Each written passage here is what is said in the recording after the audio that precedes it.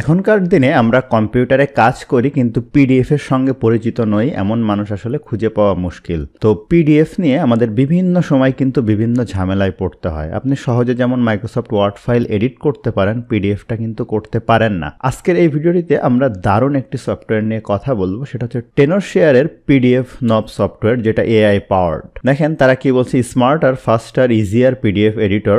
সফটওয়্যারটায় কি কি ইনক্লুড আছে দেখেন, স্মার্টার এআই আছে, 30+ ফরম্যাট কনভার্টস আছে, 100+ এডিটস আছে, টেক্সট, ইমেজ, ওয়াটারমার্ক, 200+ অ্যানোটেশন আছে, 99% ওসিআর অ্যাকুরেসি।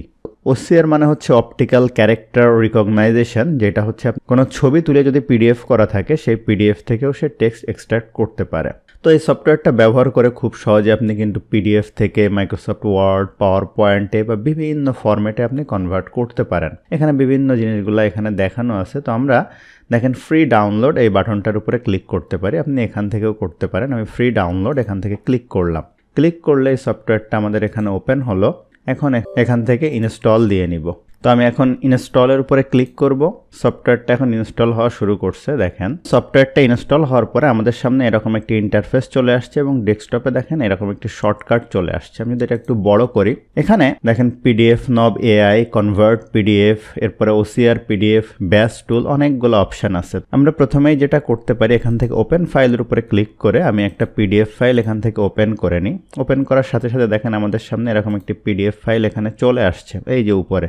আপনি চাইলে এখান থেকে ট্যাব ওপেন করে আরও একটা পিডিএফ ফাইল কিন্তু এখানে ওপেন করে নিতে পারেন। এবং এখানে অনেকগুলো অপশন চলে আসছে, home, comment, edit, convert, paste, protect, tools. আমি যদি কিছু জিনিস একটু দেখি, দেখেন এখানে হোমের আন্ডারে হাইলাইট একটা অপশন আছে, খুব দারুণ একটা জিনিস। এই পিডিএফটাকে যদি আপনি হাইলাইট করতে চান কোনো একটা জায়গা, আমি এই কালারটা নিলাম, ধরেন এখান থেকে এই পর্যন্ত আমি হাইলাইট করে দিলাম, খুব সুন্দরভাবে দেখেন হাইলাইট হয়ে গেল। আবার যদি অন্য একটা এলাকায় এটুকু করতে চাই, দেখেন হাইলাইট হয়ে গেল। এখন এটা আনচেক করি। এরপরে দেখেন স্টিকার একটা অপশন আছে, এটার উপরে ক্লিক করি। বিভিন্ন রকম স্টিকার আছে, নাম্বার, সিম্বল। আমি ধরেন এই সিম্বলটা নিলাম, নিয়ে কোনো একটা জায়গায় এখানে ধরেন রাখলাম, এই যে কোম্পানির পাশে একটা সিম্বল রাখতে পারি, খুব সুন্দর। এখানে দেখেন এডিট অল একটা অপশন আছে, খুব দারুণ। এটার উপরে ক্লিক করলে এডিট অলের আন্ডারে এডিট টেক্সট নাকি এডিট ইমেজ, আপনি যদি টেক্সট এডিট করতে চান, এডিট টেক্সটের উপরে ক্লিক করলে দেখেন সবগুলা টেক্সট হাইলাইট হয়ে গেছে। আপনি চাইলে যে কোনো টেক্সটকে এখন এডিট করতে পারবেন। দেখেন এখানে আপনি হয়তো এই টেক্সটটুকু এখান থেকে সিলেক্ট করলেন, করার পরে এই ডান পাশে এখান থেকে আপনি এটা বোল্ড করতে পারেন, ইতালিক করতে পারেন, আন্ডারলাইন করতে পারেন।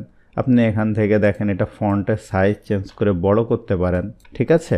এই সব কাজগুলো এখান থেকে কিন্তু করা যাচ্ছে। এটা আবার এডিট টেক্সটের উপরে ক্লিক না করে এডিট ইমেজ যদি দেন, তাহলে দেখেন এই ইমেজটা এডিট করতে পারবেন। এটা দেখেন বড় করতে পারছেন, যেটা কিন্তু পিডিএফে আসলে সম্ভব না। এরপরে ওসিআর হচ্ছে অপটিক্যাল ক্যারেক্টার রিকগনাইজেশন, যদি আপনি ছবি তুলে কোনো কিছু পিডিএফ করেন সেটা এখান থেকে আপনি কাজ করতে পারবেন। টু অফিস, আপনি এই পিডিএফটাকে ওয়ার্ডে কনভার্ট করতে পারবেন, চাইলে এক্সেলে কনভার্ট করতে পারবেন। আবার যদি চান এটাকে আপনি ইমেজে কনভার্ট করতে পারেন। আমি যদি এটা একটু দেখি, টু ইমেজের উপরে ক্লিক করি, আমি নো দিলাম।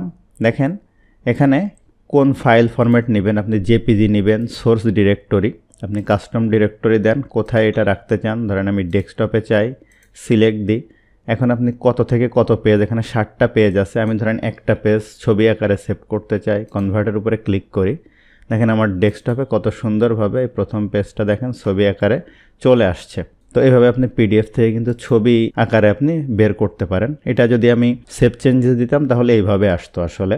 এরপরে মার্জ পিডিএফ। মার্জ পিডিএফ বলতে হচ্ছে আপনি 2-3টা পিডিএফ ফাইলকে একত্রে করতে পারবেন। কম্প্রেস পিডিএফ, একটা পিডিএফ ফাইলের সাইজ অনেক বড়, আপনি এটাকে কমাতে চান, সেটা আপনি করতে পারেন। স্ক্রিনশট একটা দারুণ জিনিস, আপনি স্ক্রিনশট তুলতে পারবেন এটার মাধ্যমে। এখন আমরা যদি এই কমেন্টের মধ্যে যাই, দেখেন এখানে এই যে হাইলাইট যে জিনিসগুলো দেখালাম, এছাড়া আরও বেশ কিছু জিনিস অ্যাড করা যায়। দেখেন এই যে এটার উপরে ক্লিক করলাম, করে যদি আমি টেক্সটটা এখান থেকে সিলেক্ট করি, দেখেন এই যে ক্রস চিহ্ন চলে আসলো। এরপরে আপনি চাইলে যে আন্ডারলাইন এরকমটা করতে পারবেন। এরপরে এডিটের ভিতরে আমি যে জিনিসগুলো বলছিলাম, আপনি ইমেজ এডিট করতে পারবেন, টেক্সট এডিট করতে পারবেন। আপনি যদি অ্যাড টেক্সটের উপরে ক্লিক করেন, করে এখানে ক্লিক করেন, করে এখানে ধরেন লিখলেন মাই নেম ইজ তানজিম, এটা দেখেন ইতালিক হচ্ছে, এটা আপনি সিলেক্ট করেন এখান থেকে এইভাবে, ডাবল ক্লিক করেও সিলেক্ট করতে পারেন। এইটা আপনি ইতালিকটা উঠিয়ে দেন, আপনি এখান থেকে বোল্ডটা উঠিয়ে দেন, এখান থেকে ফন্ট অন্য কোনো কিছু করেন, তো আপনি খুব সহজে এরকম টেক্সট কিন্তু অ্যাড করতে পারবেন। এরপরে আপনি কোনো ইমেজ যদি অ্যাড করতে চান, অ্যাড ইমেজের উপরে ক্লিক করেন, ধরেন আপনি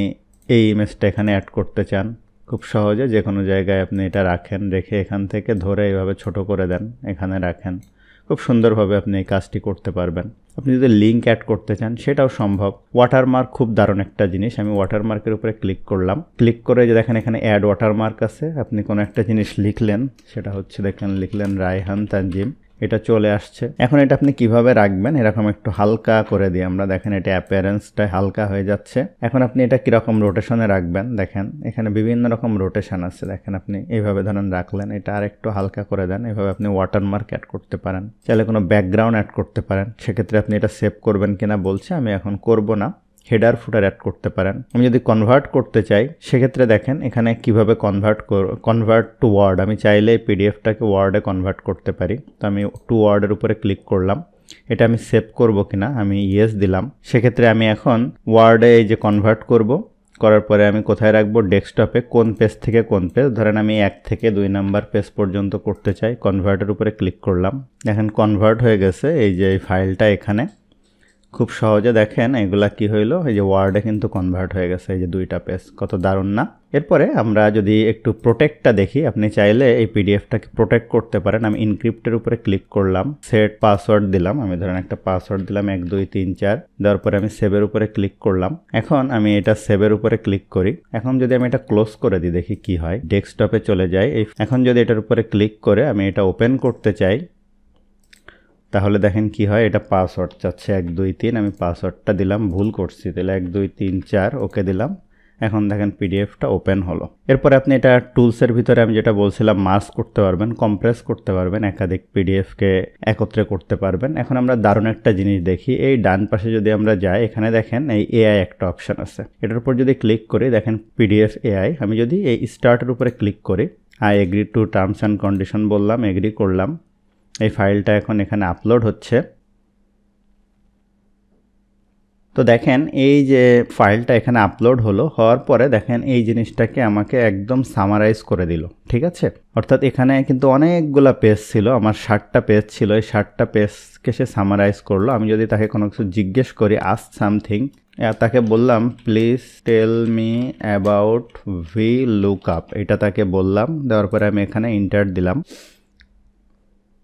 তো দেখেন সে কত সুন্দরভাবে এই ডেটাকে অ্যানালাইসিস করে আমাকে বলে দিচ্ছে ভি লুকআপ মানে ভার্টিক্যাল লুকআপ, এটা কাজ করে, এটা দিয়ে এই কাজ করা যায়। খুব সুন্দরভাবে ফর্মুলাটা কি হবে সেটাও আমাকে বলে দিল। তো আশা করি আপনারা বুঝতে পারছেন এই পিডিএফনভ সফটওয়্যারটা আসলে কতটা হেল্পফুল। তো আপনি খুব সহজেই এই পিডিএফনভ সফটওয়্যারটা এখান থেকে ডাউনলোড করবেন। যদি আপনি একদম খুব দারুণভাবে স্মুথলি কাজ করতে চান সেক্ষেত্রে এখানে আপনি চাইলে এটা তাদের যে সাবস্ক্রিপশন আছে সেটাও আপনি নিয়ে নিতে পারেন। তো ধন্যবাদ সবাইকে ভিডিওটি মনোযোগ দিয়ে দেখার জন্য। ভিডিওটি ভালো লাগলে অবশ্যই লাইক করবেন, কেমন লাগলো কমেন্ট করবেন, আপনার বন্ধুদের শেয়ার করতে ভুলবেন না।